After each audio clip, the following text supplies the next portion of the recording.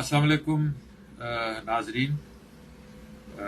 सबसे पहले आप गिरदो पेश को सब्सक्राइब कीजिए और इस बेल आइकन को भी क्लिक कीजिए ताकि हमारी अपडेट्स आप तक पहुंचती रहें। मैं आपका मेज़बान हूँ रज़ीन रज़ी। शाम 5 बजे हमारी ये वीडियो आप रोज़ाना देखते हैं।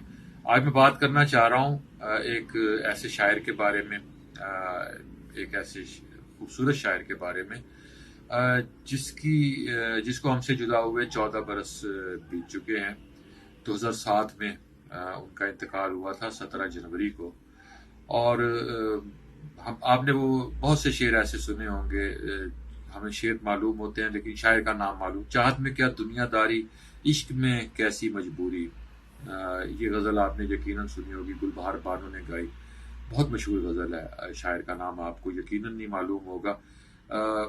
बहुत से लोगों को शायरों का नाम नहीं मालूम होता, गज़ल और गुलूकार मालूम होता है, याद होता है। ये एक अलमिया है जिस पर हम अक्सर बात करते रहते हैं।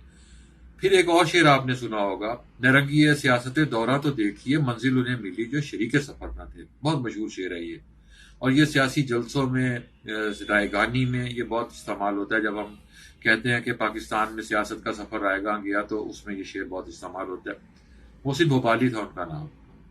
और मोहसिन भोपाली ने ये शेर ही नहीं, और भी बहुत से अशार हैं उनके, बहुत सी नज़में हैं, बहुत से उन्होंने तजर्बात किए, नज़माने उन्होंने लिखी।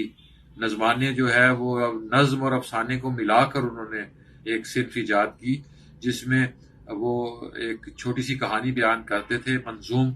और वो कहानी भी होती थी और नज़्म भी होती थी। और ये भी उनका किताब। फिर उनके बहुत सी किताबें हैं, उनके शेरी मजमूए हैं। वो हिजरत करके, भोपाल के इलाके से हिजरत करके वो आए यहाँ। फिर उन्होंने लाड़काना में अपने आप को, उनका ख़ानदान लाड़काना में आबाद हुआ। फिर हैदराबाद में ये लोग आ गए। फिर उन्होंने अपनी तालीम हासिल की, महकमा तामीरात से मुंसलिक हुए, एक भरपूर ज़िंदगी गुजारी। रिटायरमेंट के बाद भी कैंसर हो गया, उन्हें गले का सरतान हुआ, जिससे इनकी आवाज़ बहुत खूबसूरत थी।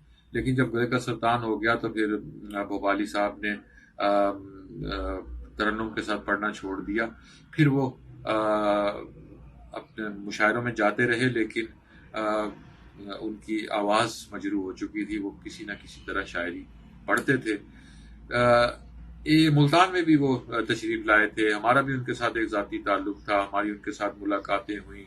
एक मुशायरे में हम गए थे, वहाँ उनके साथ मुलाकात हुई। उसके बाद वो मुल्तान तशरीफ़ लाए, हमने मुल्तान प्रेस क्लब में उनके साथ बहुत अच्छी तकरीब की थी।